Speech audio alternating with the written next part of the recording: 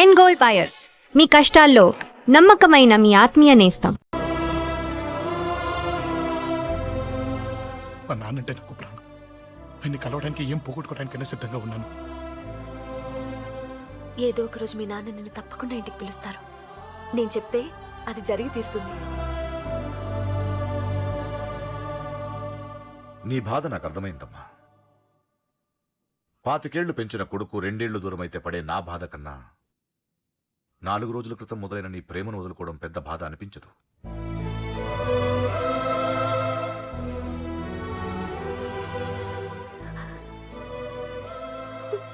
వాడు ఢిల్లీ వెళ్లే వరకు మామూలుగానే ఉంటామా. వాడు వెళ్ళిపోయాక వాడి లైఫ్ నుంచి వెళ్ళిపో.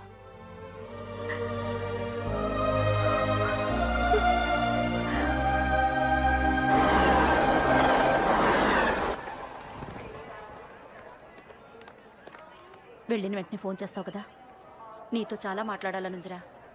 ఇంటికొచ్చిన కొడుకుని 2 రోజులు కూడా ఉండనివ్వకుండా ఎక్కడో ఢిల్లీకి పంపిస్తున్నారు. ఈ మాత్రం దానికి నేను పిలవడం దేనికంట? అమ్మా, నన్ను పిలిచారు, అదే చాలు. అక్కడ ఎవరితోనూ గొడవలు పెట్టుకోకు. జాగ్రత్త నాన్న. రేయ్, సిగ్నల్ పడింది, రారా. వస్తానమ్మా. అలాగే వస్తాను రా. అలాగే.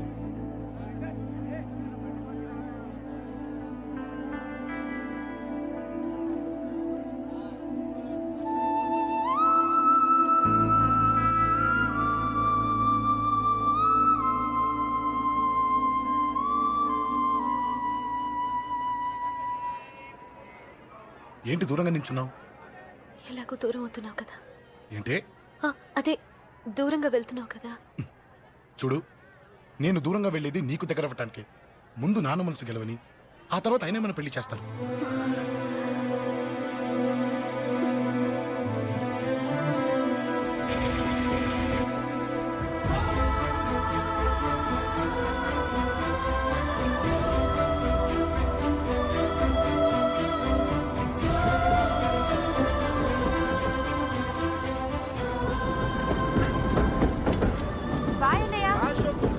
జాగ్రత్త, బాయ్.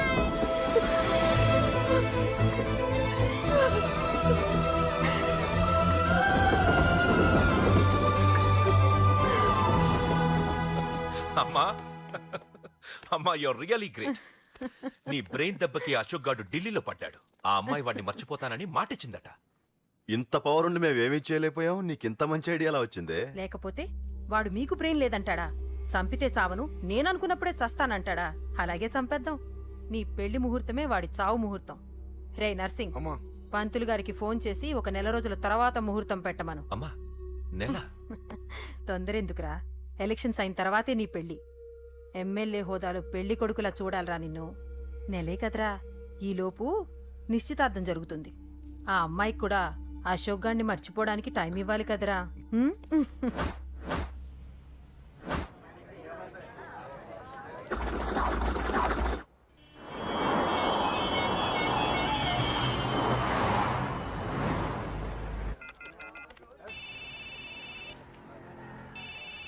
హలో. నేను అశోక్ని. అరే అశోక్, ఎలా ఉన్నారా? నేను బానే ఉన్నాను కానీ, అవును అంజలి ఏంటి అసలు ఫోనే చేయలేదు? ఏమోరా, ఈ మధ్య నాకు కూడా కలవలేదు. బహుశా ఊళ్ళో లేనట్టుంది. అవును, అక్కడ గొడవలు లేకుండా ఉన్నావు కదా. ఇదంతా కాదు, నువ్వు అర్జెంట్గా అంజలి ఇంటికి వెళ్ళి నాకు ఫోన్ చేయించు. అది సరే గానీ అక్కడంతా బానే ఉంది కదా నీకు? నన్ను నువ్వేం అడగొద్దురా. నువ్వు ఇప్పుడు అంజలి ఇంటికి వెళ్ళి నాకు ఫోన్ చేయించు, నేను తనతో మాట్లాడాలి. నేను బానే ఉన్నాను, పెట్టేస్తున్నా, బాయ్. ఏకాంతంగా ఉన్నా ఇల్లంతా ఏంటి ఇలా ఉంది? అన్ని నీట్ గా సర్దు. నువ్వేంటే ఇంకా పాత చీర కట్టుకుని అలా తగలడ్డావు? మగ పిల్లలు వచ్చే టైం అయింది. వెళ్ళి మంచి చీర కట్టుకుని 1 కిలో పౌడర్ తట్టించు. నాలా అందంగా తయారవుతావు. ఏంటన్నయ్య హడావిడి? పెళ్లి చూపులు కదమ్మా. ఎవరికి? నీకేనమ్మా. నాకా? నువ్వు అవునన్నా కాదన్నా, ఈ సంబంధం ఏ రకంగానూ కాదని లేని పొజిషన్ అమ్మా మంది. అయ్యో, వాళ్ళు వచ్చేసారు. చూస్తూ నిలబడతావేంటే? చెల్లి రెడీ చేయి. రండి రండి. నమస్కారం అత్తయ్య గారు. ప్రయాణం బాగా జరిగిందా? ఏంటి సికింద్రాబాద్ నుంచి హైదరాబాద్ కా? రండి రండి.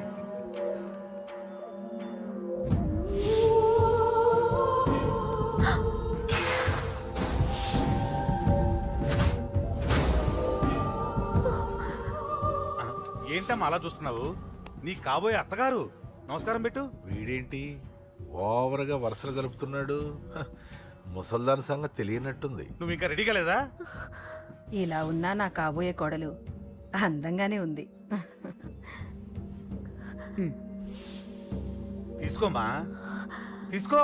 ఈ పెళ్ళి నాకు ఇష్టం లేదు, నాకు ఇష్టం లేదు. అత్తయ్య గారు, అంటే పెళ్లి ఫస్ట్ టైం కదా, నిశ్చితార్థానికి కొత్త అని నేను సరి చెప్తాను. మగవాడివి, ఆడపిల్లకు నువ్వేం చెప్తావు? నేను చూసుకుంటాను. థ్యాంక్స్. అమ్మయ్యా, ఆనందంగా ఉంది కదూ. మరే నాకు అలాగే ఉంది. థ్యాంక్స్. కానీ ఈ విషయం ఆ ఢిల్లీలో ఉన్నవాడికి తెలిసింది అనుకో. నాకు ఈ పెళ్లి ఇష్టం లేదు. దయచేసి మీరందరూ వెళ్ళిపోండి. నువ్విలా అంటావని తెలుసమ్మా. నువ్వే కాదు, నీ గొంతు కూడా అందంగా ఉంది. కోపంలో కూడా నువ్వు అందంగా ఉన్నావు. నా కొడుకేం కావాలో నేను చూసుకునేదాన్ని. ఇక నుంచి నువ్వే చూసుకోవాలి. ఇందాకే చెప్పాను, నాకు ఈ పెళ్లి ఇష్టం లేదు. నీకు వంటలు చేయడం వచ్చామ్మా? భోజనం దగ్గర నా కొడుకు అస్సలు మొహమాట పడడు. ఏమండి, నా మాట వినరా? నువ్వు మంచి డాన్సర్ అని కూడా చెప్పారే. క్లాసికలా వెస్టర్నా? చెప్తే అర్థం కాదా? నేను అశోక్ ని ప్రేమిస్తున్నాను. తెలుసు. తెలిసేవాణ్ణి వాళ్ళ నాన్నకు దగ్గరగా, నీకు దూరంగా ఉద్యోగం పేరుతో ఢిల్లీకి పంపించింది నేనే. తండ్రి కొడుకుల్ని దగ్గర చేసింది వాళ్ళ మధ్యున్న ప్రేమ కాదే, నీ మీద నా బిడ్డకున్న ప్రేమ. అయినా కొడుకుని పూర్తిగా మర్చిపోతానని ఆ తండ్రికి మాటిచ్చావు కదా. మర్చిపో. నేనే గనక అడ్డుపడకపోతే వాణ్ణి నా కొడుకు ఎప్పుడో లేపేసుండేవాడు. నా కొడుకు నా మాట విన్నాడు. నువ్వు కూడా నా మాట విని ఈ పెళ్లి చేసుకో. నీకేం కాదు, నేనున్నాను. చూడమ్మా, నా కొడుకు చేత రక్తపాతం చేయించొద్దు. అశోక్ని మర్చిపో. 2 నిమిషాల్లో ఈ చీర కట్టుకుని కిందకిరా. కాస్త కటువుగా మాట్లాడుంటే ఏమనుకోకే, త్వరగా వచ్చే.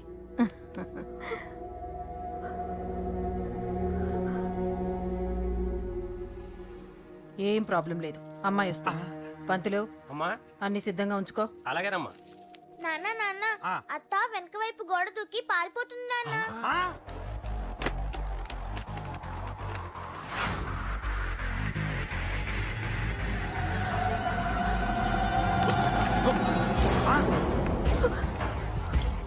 పట్టుకోండి, పట్టుకోండి.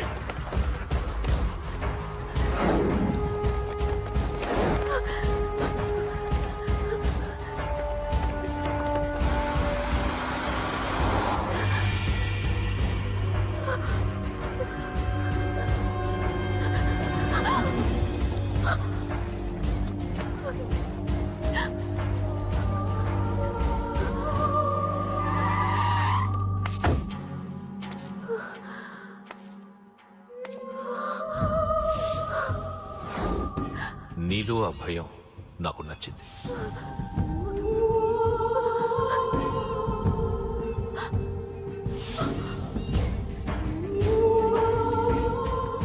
వాడి జీవితం నుంచి నువ్వు వెళ్ళిపోవాలి. నీకు వేరే దారి లేదు, మర్చిపో.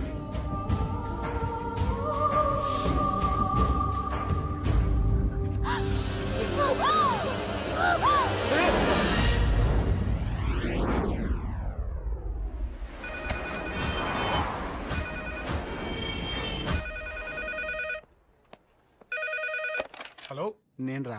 రాజేష్, యారా అందరు బాగున్నారా? నాన్నగారు నేను అర్జెంట్గా బయలుదేరి వచ్చేయమన్నారా. అర్జెంట్ గానా? ఎందుకురా బాబు? ఏమో నాకు తెలీదు, ఏదో అర్జెంట్ పని ఉందంట. ఇదిగో నాన్నగారు కూడా పక్కనే ఉన్నారు. ఒక్క నిమిషం. అలాగేనండి.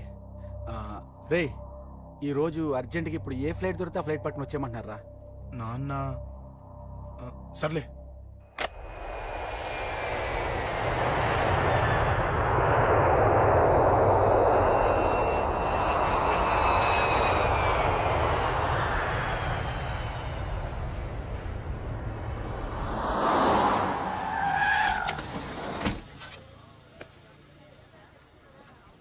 రై, ఏంట్రా ఇక్కడికి తీసుకొచ్చావు ఇంటికి వెళ్ళకుండా? రా చెప్తాను. రై, ఏం జరిగిందిరా? ఎవరికి ఏం జరిగింది? నాన్న, నాన్నకి ఏమైనా అయిందా? నాన్న,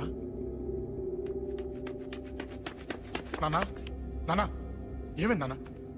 ఎవరికేం జరిగింది నాన్న? నాన్న చెప్పండి నాన్న. అమ్మిది నాన్న అమ్మక్కడ అమ్మా అమ్మా అమ్మా అమ్మా ఎవరికేమైందమ్మా అమ్మా అమ్మా చెప్పమ్మా ఎవరికేమైందో ఎవరికేమైందో చెప్పండి రా అమ్మా చెల్లి సంధ్య ఎక్కడ అమ్మా అమ్మా చెప్పండి అమ్మా చెప్పమ్మా ఎవరికేమైందో చెప్పండి అమ్మా ఎవరికేమైందో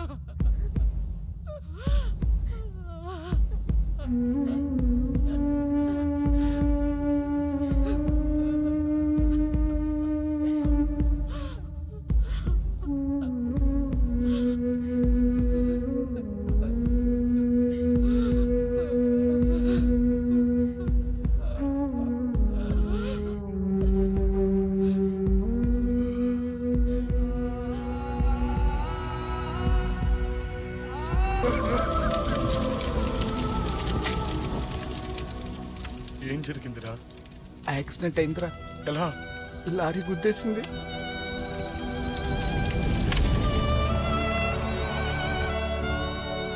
నాన్న ఏదైనా అంటే నువ్వు అక్కడవే బాధపడతావు, కానీ నువ్వు బాధపడితే మేమందరం బాధపడతాం. అశోక్, ఏంటి అలా ఉన్నావు? ఏం లేదురా, నాకుండే ఆవేశానికి ఏదో ఒక రోజు నిన్ను కొట్టినా తిట్టినా నన్ను వదిలి వెళ్ళిపోవు కదా. చచ్చినా పోను, అయినా నీ ఆవేశం కంట్రోల్ చేయడానికి నేను ఉండాలి కదా.